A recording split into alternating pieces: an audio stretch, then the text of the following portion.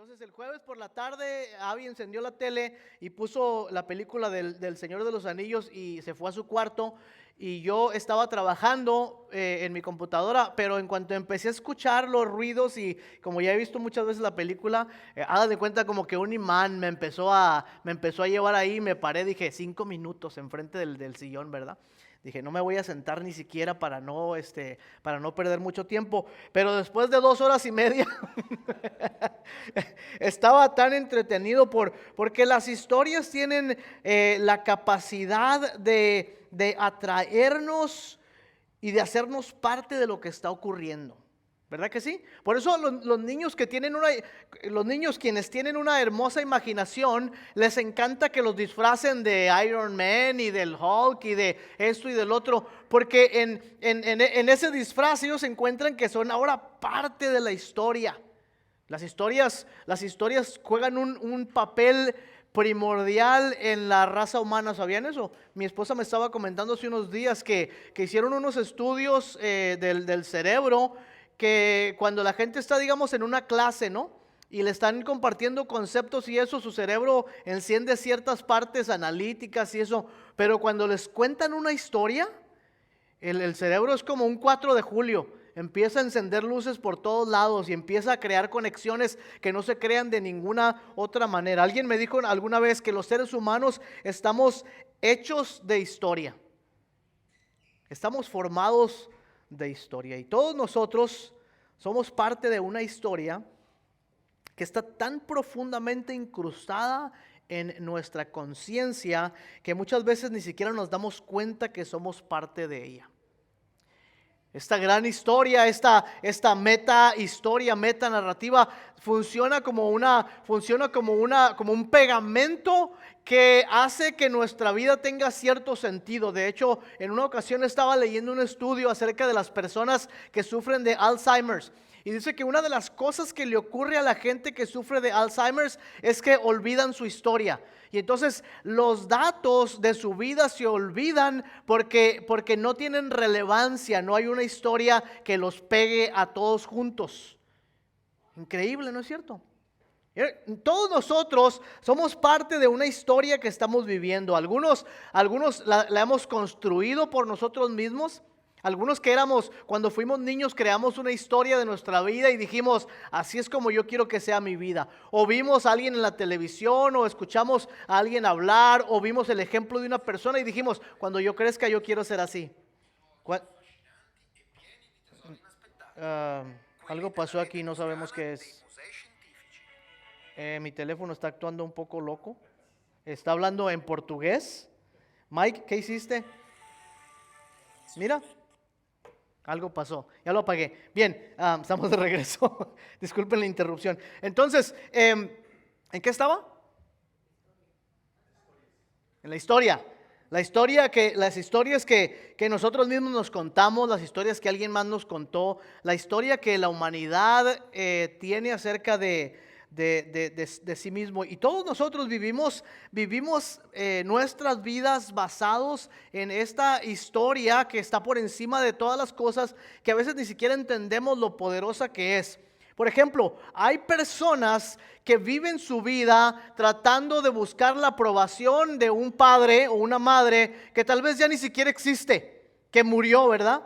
Pero que uno vive su vida y sin darse cuenta toma decisiones, persigue carreras, relaciones, gana cosas o pierde cosas únicamente porque está buscando la aprobación de un papá o de una mamá. Entonces, en algún momento de su vida, esa persona construyó una historia de su vida donde el objetivo principal era buscar la aprobación de mi padre o de mi madre. Hay quienes tienen otro tipo de historias y son tan variadas, unas son personales y otras son más grandes. Por ejemplo, ¿conoce usted a alguien que vive una vida en la que su actuar, su caminar está basado en algo tan terrible como la venganza? En algún momento de su vida alguien lo lastimó o alguien le hizo mal y entonces ahora vive pensando, en algún momento voy a tener mi oportunidad de cobrármelas. Y entonces pasa toda su vida toda su vida agraviado con el mundo y los que le rodean, porque él piensa que todo el mundo se la debe y todo el mundo necesita pagar por lo que le ha pasado. Esa es una historia común que la gente se cuenta.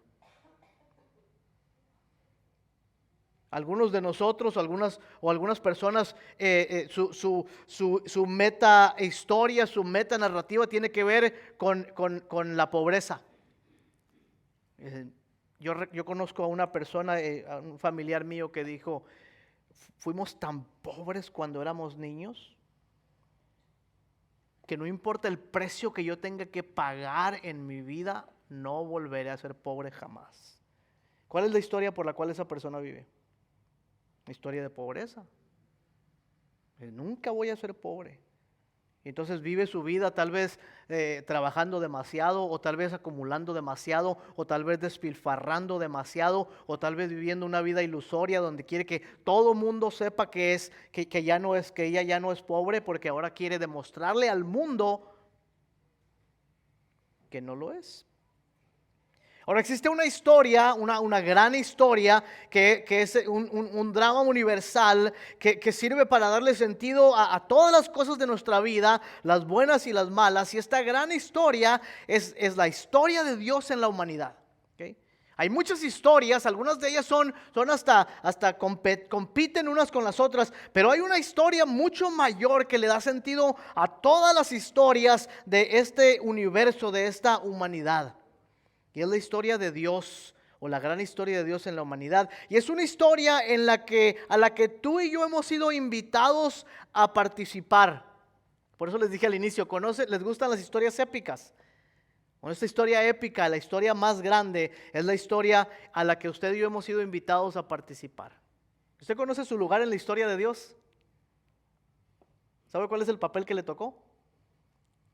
Pues lo vamos a descubrir, o a tratar de descubrirlo y reflexionar en esto en las siguientes semanas. Y para eso vamos a ir al libro de Génesis, el primer libro de la Biblia, que es un libro de muchas cosas, pero fundamentalmente es un libro de comienzos, es un libro de inicios. Y porque Dios es el mismo ayer, hoy y por los siglos, el libro de los Génesis no solamente es el inicio de lo que ocurrió antes, pero es el nuevo inicio de lo que Dios sigue haciendo en toda la humanidad. Y entonces, para muchos de nosotros en estas semanas, y esta es mi oración, y esta ha sido mi oración, y esta quiero que siga siendo mi oración en las siguientes 6-7 semanas que hablamos del libro de los Génesis. Deseo con todo mi corazón que el Señor les dé la oportunidad de tener un nuevo inicio en su vida, de escribir una nueva historia que esté dentro de la historia más grande, que es la historia de Dios. Que todas las historias de nuestra vida, todo lo que nos ha pasado, bueno o malo, puedan ser reescritos ahora bajo la gran historia de Dios, en el gran libro de Dios. Y es mi deseo que usted, al iniciar esta nueva conversación con el libro de Génesis, y podamos nosotros pensar que es posible volver a comenzar. Amén. Es posible volver a comenzar. El libro de Génesis contiene los fundamentos del gran drama de Dios en la tierra, y también nos da la oportunidad de encontrar en algún momento cuál es el lugar y cómo participamos en el drama de Dios en la creación. Así es que, para que no batallen mucho, muevan del índice dos páginas y van a llegar al primer libro de la Biblia, que es el libro de Génesis. Todos ustedes saben cómo inicia el libro de Génesis, ¿no es cierto? ¿Cómo comienza? Okay.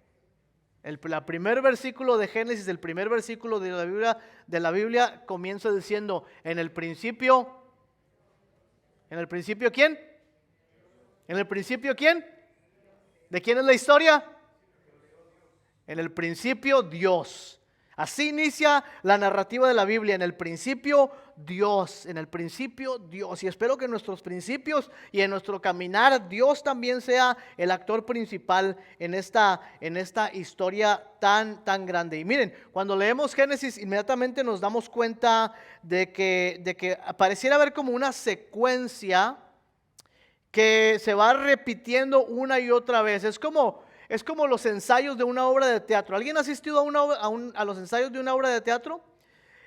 Ustedes saben que, por ejemplo, en una obra de teatro ensayan un montón de meses o semanas, incluso años antes de la primera presentación, ¿no? Y luego, después de la primera presentación, ¿qué creen que hacen los actores? ¿Se sientan a disfrutar su éxito? No, regresan otra vez a ensayar. Y siguen ensayando. Todo el tiempo que hay presentación están ensayando. Bien, el Génesis es como el ensayo y el reensayo y el reensayo de la gran historia de Dios. Nos pone los fundamentos y los pilares de lo que Juan Calvino llama el teatro de Dios en la humanidad. Vean esa expresión tan hermosa.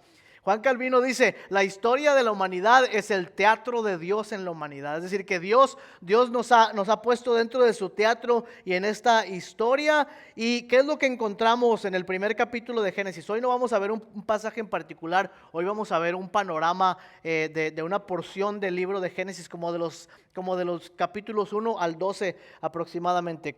¿De qué nos habla el primer capítulo de Génesis? ¿Alguien sabe? Por favor, hermanas, hermanos, platiquen. La creación. Ok, entonces tenemos el primer acto de Dios como su primer acto inicial en la obra que Dios va a hacer, en el teatro de Dios en la humanidad. Lo primero que Dios hace es crear. ¿Por qué? Porque Dios es un Dios creador. El Señor Jesucristo dijo, mi Padre hasta ahora trabaja y yo también trabajo. El Señor está creando a través de su Espíritu Santo y sigue creando cosas. Sigue creando cosas en nosotros, sigue renovando la faz de la tierra, sigue cambiando cosas en nuestra vida. Dios es un Dios creador. Y luego, inmediatamente después de eso, 2 capítulos más adelante, señoras y señores, 2 capítulos más adelante en la historia de la humanidad, tenemos ¿qué? Capítulo 3. Tenemos la caída. O sea que tenemos la creación 1 y 2, ¿verdad? El prólogo, apenas como que se está empezando a armar la obra de teatro. Y luego tenemos a unos actores que se salen del carril y echan a perder toda la obra. Entonces en el capítulo 3 tenemos eso que llamamos la caída. Pero también encontramos una promesa de la salvación. Capítulo 3, versículo 15, dice de la siguiente manera: yo pondré enemistad entre tu simiente y la simiente de ella. Ella te herirá, ella te morderá el talón, pero tu simiente le aplastará la cabeza. Así es como inicia la promesa de Dios, hablando del hijo de la mujer, de los descendientes de los hombres. El Señor dice, un día uno de tus descendientes va a aplastar la cabeza de la serpiente. Entonces hay una creación, ¿están conmigo? Y luego de la creación viene ¿qué? Una caída. Y después de la caída viene ¿qué? Una promesa de redención inmediata, pero también una promesa de redención final. Algún día la simiente de la mujer va a romperle la cabeza a la serpiente. Entonces tenemos creación, caída, promesa, redención y restauración. Y estos temas se van a comenzar a repetir en los siguientes versículos. Por ejemplo, en el capítulo 5 y capítulo 6, ¿qué tenemos? Tenemos la historia de Noé. ¿Qué hay ahí? Hay una humanidad, ¿verdad? Que parece una nueva humanidad. Y luego hay pecado, hay rebelión. Y luego hay una promesa de salvación. El Señor dice, voy a poner a Noé para que construya un arca. Y los que entren en el arca van a ser salvos. Y luego cuando son salvos, ¿qué pasa después de eso?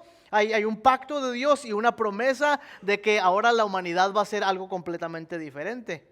Génesis capítulo 9, hay una nueva humanidad. Entonces se repite otra vez esa idea de la caída, de la creación, la caída, la promesa, la redención y la restauración futura. ¿Se están dando cuenta cuál es el plot? ¿Cómo se dice plot en español? No complot, la trama del teatro de Dios, del gran drama de Dios. ¿Sí? Bien, y en Génesis capítulo 11, ¿qué pasa? Algo muy similar. Tenemos un pueblo rebelde, ¿verdad? Que ya es una humanidad distinta a la de Noé. Y ahora es un pueblo que dice, nosotros vamos a ser como Dios. Hay rebelión y Dios dice, no va a pasar así, sino que yo los voy a librar de ustedes mismos. Hay una promesa de redención. Y luego inmediatamente en Génesis capítulo 12, ¿quién entra en escena? Abraham. Y a Abraham Dios le da un pacto y una promesa y le dice, voy a bendecirte y por ti serán benditas todas las familias de la tierra. Y hay una alusión a una restauración futura de todas estas cosas. Entonces, las escenas de la historia de Dios en la historia del mundo o el drama de Dios en el teatro del mundo son la creación, es decir, la formación de un pueblo, la caída, que siempre representa la rebelión y el exilio, porque cada vez que los seres humanos caemos en pecado, terminamos separados de Dios, exiliados. Adán y Eva tienen que salir del huerto del Edén, que terminan fuera del plan de Dios. Hay entonces creación, hay caída o rebelión, hay separación, ¿verdad? Hay una promesa, que es la garantía de la fidelidad de Dios. Dios ha prometido que nos va a salvar. Y luego hay redención. Hay un momento cuando el plan y la promesa se cumplen y Dios redime nuestras vidas, nos compra para sí mismo, y luego hay una nueva creación o una restauración de todas las cosas. Ahora, esta creación, caída, promesa, redención y restauración, que es el gran drama de Dios, tiene implicaciones históricas, obviamente, porque ha ocurrido. Tiene implicaciones modernas o personales, porque también esta misma secuencia ocurre en nuestras vidas. Fuimos creados, caímos en rebelión. El Señor nos promete redimirnos, y una vez que nos redime y nos salva, nos promete la vida eterna, pero también tiene implicaciones eternas. Porque en el día final el Señor va a hacer una nueva creación. El Señor va a poner punto final al pecado y a la muerte. El Señor va a absorber la muerte en victoria y va a restaurar toda la creación al punto de que todas las cosas van a ser hechas nuevas. De modo que si alguno está en Cristo, es parte de la nueva creación. Las cosas viejas pasaron. He aquí, todas las cosas serán hechas nuevas. Qué hermoso, ¿no es cierto? ¿Cuál es el lugar del ser humano en esta historia? Porque tal vez usted está pensando, oye, qué bonito discurso se aventó el pastor. De verdad que le echó crema a sus tacos diciendo toda esa exposición hermenéutica. Qué bonito pensar en cómo la Biblia de verdad es un tema. Son varios temas que se van repitiendo y repitiendo y repitiendo. Pero ¿qué tiene que ver eso conmigo? De verdad necesito saber eso. Es importante que yo esté consciente de que hay una gran historia y de que yo tengo un papel en esa gran historia. Y si no lo tengo y si no lo encuentro, entonces ¿qué pasa? Miren, la importancia de una historia que dirija nuestras vidas es tan crucial que hay estudios que demuestran que en nuestra época, en nuestra sociedad posmoderna, no tenemos una historia mayor que nos dirija hacia un objetivo. Porque antes de las revoluciones industriales y las revoluciones del pensamiento en los siglos pasados, antes de eso, por lo menos en el occidente, la gente pensaba que el objetivo final, ya sea que lo creyeran o no, pero vivían bajo el objetivo final de que el propósito del ser humano es agradar a Dios. Ese era el propósito del ser humano. Pero en la revolución del pensamiento durante los siglos del alumbramiento, los filósofos comenzaron a decir, esas son ilusiones, esas son supersticiones de los hombres antiguos. Nosotros que hemos alcanzado la edad del alumbramiento sabemos que el objetivo de la humanidad es que el hombre alcance todo su potencial para que seamos una utopía, para que seamos un mundo perfecto. Y eso creían con todo el corazón. Entonces algunos filósofos muy importantes dijeron, e incluso llegaron a decir, Dios está muerto, es decir, Dios no tiene un valor para la sociedad, Dios ha muerto. Y de verdad creían eso. Los Estados Unidos es el experimento de esta libertad, de este gran experimento social donde el individuo es lo más importante y su felicidad y su vida es lo más importante. Esa es la historia que ahora nos contamos, que al centro del universo está ¿quién? Yo. Porque ¿quién es más importante que todos? Yo. ¿Y a quién le deben suplir todas sus necesidades? ¿A yo? ¿Y para quién debe trabajar el mundo? Para mí. Y si las cosas me salen mal, Algo tiene que estar mal con el mundo porque la cosa más importante para nosotros hoy, para el mundo, es el yo. Y luego en 1920 y 1940, ¿saben lo que pasó? Pasaron dos guerras increíbles, la Primera y la Segunda Guerra Mundial, y los filósofos se rascaron la cabeza y dijeron, ¿no se suponía que íbamos a alcanzar el pináculo de la, ¿cómo se llama? De la humanidad y del conocimiento y de la ciencia, y nos hemos matado increíblemente y hemos destruido el mundo. Entonces la sociedad moderna muchas veces no tiene esta historia de dónde agarrarse, y es importante, es muy importante. Les digo porque les doy un ejemplo, a ver si no me tardo mucho, y ya se me va a acabar el tiempo, qué bárbaro. Cuando los europeos llegaron acá a este lado del mundo, ¿cuál era la narrativa de los europeos cuando vinieron aquí? ¿Qué los motivaba? Aparte de la libertad. Era un deseo de conquista, un deseo de obtener, de poseer tierras, de tener territorios. Y entonces cuando vinieron, incluso hay documentos que dicen, es nuestro derecho divino conquistar todas estas tierras, ¿no? Entonces la historia que sobrepasaba toda historia era nuestra gente, nuestras personas tienen derecho de alcanzar todo. ¿Cuál era la historia, la meta narrativa de los nativos que vivían aquí o en otras partes de nuestra América? ¿Verdad que era diferente? ¿Qué era? Hay que preservar la naturaleza, hay que respetarla, hay que matar únicamente lo necesario para comer. ¿Había guerras entre ellos? Claro que había guerras. ¿Había abusos? Claro que había abusos. Pero lo que había era una meta narrativa que no era hay que conquistar el mundo, sino más bien era hay que convivir con el mundo. ¿Se dan cuenta lo que hace que un grupo de personas tenga una idea de lo que es la vida a diferencia de otra idea de lo que es la vida? Interesante. Porque todos somos gobernados por diferentes historias. Son parte de lo que somos, las decisiones que tomamos, cómo gastamos nuestro dinero, a dónde vamos el fin de semana, cómo nos comportamos con las demás personas. Y algunas de estas ideas compiten unas con otras. Por ejemplo, en la cultura estadounidense, uno de los valores más grandes que tenemos es la capacidad de adquirir bienes materiales. Esa es una de nuestras historias principales. La capacidad de adquirir bienes materiales se le llama materialismo, y la narrativa del consumismo y el materialismo impulsan el crecimiento económico, fomentan la satisfacción y la realización personal y centran toda su atención en la búsqueda del éxito de las personas. ¿Y cómo esta narrativa alterna compite con la narrativa del reino de Dios? Especialmente con la visión del reino de Dios. Sí, hay ideas que se compiten una con la otra. Y el problema con estas historias y la historia de Dios es que todas ellas están compitiendo por ganar nuestra lealtad. No hay nada malo en trabajar para tener suficiente. Si alguno entre nosotros piensa que una vida de flojera es una vida que honra a Dios, déjenme decirles que están muy equivocados.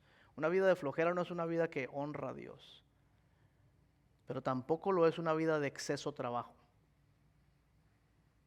Pero muchas veces estas ideas que tenemos de lo que es la vida hacen que busquemos las cosas que no corresponden. No hay nada malo en trabajar para tener lo suficiente, para ser generoso con los demás, pero la avaricia y el despilfarre y la falsa seguridad de las riquezas es una afrenta contra el evangelio. ¿Se dan cuenta? En Génesis capítulo 4, y ahí quiero que descansemos un poquito porque fuimos a través de todos los pasajes del 1 hasta el 12, no los leímos, pero esas son las escrituras que yo toqué esta mañana. Génesis 1, la creación; Génesis 3, la caída; Génesis 5 y 6, el diluvio; Génesis 11, la torre de Babel; Génesis 12, el llamamiento de Abraham. Pero en el 4 hay una historia muy familiar. ¿Cuál es la historia que hay en el 4? Dos hermanos. ¿La conocen? Caín y Abel, obviamente, ¿verdad? Caín ya había desarrollado una idea distinta de lo que era el mundo. Por alguna razón Caín pensaba que Dios no estaba siendo justo con él. Adán y Eva habían caído, habían pecado, y Dios los había guardado, los había restaurado. Y no parece que Adán y Eva pensaban que Dios era injusto con ellos, pero Caín pensaba que Dios era injusto con él. Entonces cuando lleva su ofrenda a Dios y Dios no la acepta con agrado porque Caín no la llevaba con agrado, entonces él se molesta y mata a su hermano, ¿no es cierto? Y Dios habla con él y le dice el Señor, le dice, Caín, voy a tener que exiliarte por este pecado, vas a tener que ser ahora un nómada en la tierra. Y Caín dice, está bien. Y yo sé que estoy expuesto a la muerte y esto y lo otro. Y el Señor dice, bueno, aún ahí, fíjense, aún ahí está la promesa. Dios le dice, voy a protegerte de la muerte, voy a ponerte una señal para que cualquiera que te encuentre no te mate. 5 generaciones más adelante, es decir, el tataranieto de Caín se llama Lamec. Génesis 4, 23 y 24. Después de Caín viene Enoc, después de Enoc viene hasta llegar a Lamec. Y la escritura hace una pausa, se brinca 5 generaciones y hace una pausa en la vida de Lamec, capítulo 4, versículo 23 y 24. Y Lamec ha construido una historia completamente distinta para su vida. ¿De dónde obtuvo esta historia? Probablemente de sus padres, de sus abuelos, de sus antepasados, que todos la obtuvieron de Caín, que pensaba que Dios lo había engañado y que Dios había sido injusto con él, que Dios lo había enviado lejos y que ahora él tenía que estar enojado con Dios, y Caín había matado a su hermano Abel. Y Lamec dice Lamec a sus 2 mujeres, porque tenía 2 mujeres, dijo, oigan mi voz, mujeres de Lamec, escuchen mi dicho. Porque un varón he matado por mi herida y un joven por mi golpe. O sea que Lamec ha construido sobre la violencia que su tatarabuelo Caín había comenzado con su hermano. Y dice, yo maté a un varón y maté a un joven en mi enojo. Y luego vean el versículo 24. Si 7 veces será vengado Caín, Lamec en verdad 70 veces 7. Lamec ha construido una metanarrativa en la que el objetivo de su vida es abrirse paso a través de la violencia, porque Dios ha sido injusto conmigo. Entonces vuelve a repetir la historia una vez más. Parece como que todo está perdido en la humanidad. Lamec dice, si Caín fue vengado 7 veces, esperen a ver lo que Lamec es capaz de hacer por su propia mano. 5 generaciones. Pero si quieren ver cómo la historia vuelve a repetirse, si quieren ver cómo la historia vuelve a tomar el curso, creación, caída, rebelión y luego promesa, solo echen una mirada al siguiente versículo, el 25.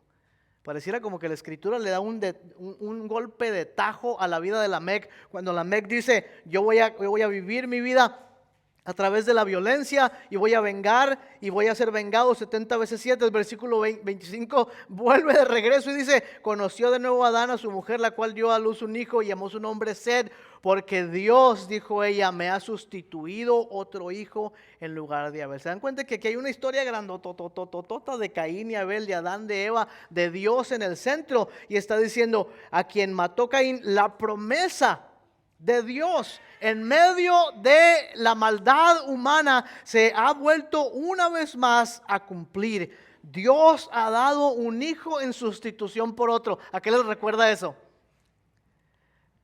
Dios ha dado a Set en sustitución por uno más.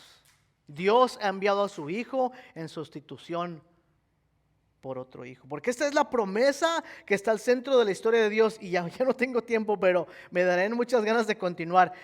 La promesa que está al centro de la historia de Dios es que Dios enviaría a su hijo para morir por la rebelión del mundo, para que todos los que creen en él no se pierdan, sino que tengan ¿qué? Vida eterna. Y la vida eterna es la nueva creación de Dios por el Espíritu, a la que tú y yo estamos invitados a participar. La nueva creación de Dios. Y tal vez pudieras pensar como Adán, y ya fui exiliado, ya Dios no quiere nada conmigo, no soy una creación perfecta, me he rebelado contra Dios. Y no has terminado de probar el fruto. Cuando la vergüenza comienza a inundarte y el temor a llenar tu corazón, pronto te das cuenta que estás desnudo, que te has apartado de Dios, y escuchas la voz de Dios en el huerto que dice, Adán, Adán, ¿dónde estás? Inmediatamente piensas, está Dios enojado conmigo. me va a destruir por haber comido el fruto prohibido. ¿Qué voy a hacer con mi vida ahora que he fallado a Dios? Y Adán se esconde y huye de la presencia del Señor. Y el Señor le dice, Adán, ¿dónde estás? Y dice, Señor, tuve miedo. Tuve miedo. ¿Y qué hace Dios con Adán y con Eva? Le dice, Señor, ven y no tengas miedo. Déjame cubrir tu desnudez. Déjame dar muerte a esos animalitos para poder cubrir con sus pieles tu propia desnudez. Es más, Adán, déjame decirte, déjame darte una promesa. Adán, un día, a pesar de tu pecado, voy a utilizar a uno de tus descendientes para aplastar la cabeza de la serpiente. Y esto es lo que quiero que guarden en su corazón esta mañana. Que la historia de Dios en nosotros no termina cuando nosotros decimos. Ni siquiera termina cuando nos equivocamos. No termina cuando hemos pecado, porque nuestro pecado no es permanente. La promesa de Dios es permanente. Nuestros errores y nuestros fracasos no son definitivos. La redención de Dios es definitiva. La historia no termina cuando yo me equivoqué en el libreto, ni cuando hice mala actuación, ni cuando abandoné la obra, porque Él es el escritor, Él es el director, Él es el productor, es el personaje principal, Él es el que un día va a bajar el telón y toda la creación va a dar aplausos al dueño del teatro. Porque esta es la historia que debe dirigir nuestra vida.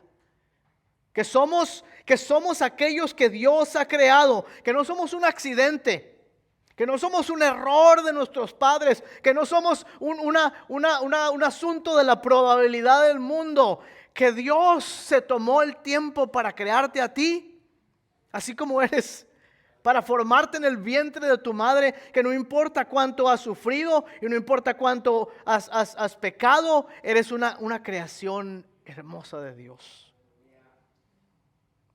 Y es cierto que has caído en rebelión. Y es cierto que te has apartado de Dios. Y es cierto que has fallado en dar en el blanco a los planes de Dios. Y es cierto que muchas veces has sido rebelde con los caminos, con buscar al Señor. Pero Dios hizo una promesa de redimirte y de comprarte para Él. Y Jesucristo, en sustitución por tu pecado, murió en la cruz pagando el precio por el pecado. Y te redimió de la condenación del pecado y de la muerte, para que enviando su espíritu seas una hija y un hijo amado de Dios. Escucha esto, para que un día Dios restaure todas las cosas que están mal contigo. Todas las cosas que están mal con este mundo. Para que un día Él vuelva a bajar el telón y haga de nuevo todas las cosas. La primera parte entonces es esta. Continuaremos los siguientes domingos, pero la primera parte es esta. Tu primer lugar en la historia de Dios, tu primer papel en el drama de Dios es que eres una hija y un hijo amado de Dios. Eso es lo primero que tienes que aceptar. Que es una hija y un hijo amado de Dios. Que no importa cómo viniste hoy o cómo has estado los pasados 7 años, eres un hijo y una hija amado y amada de Dios. Si no tienes esto, si no lo tienes todavía en tu vida, el Señor dice, hoy es el día de la salvación. Y si lo tienes y lo has dejado ir, el Señor dice, vengan a mí. Y si no lo has apreciado y si no lo has visto en tu vida, el Señor está aquí con los brazos abiertos para que tú puedas recibirlo. Nos ponemos de pie para despedirnos esta mañana.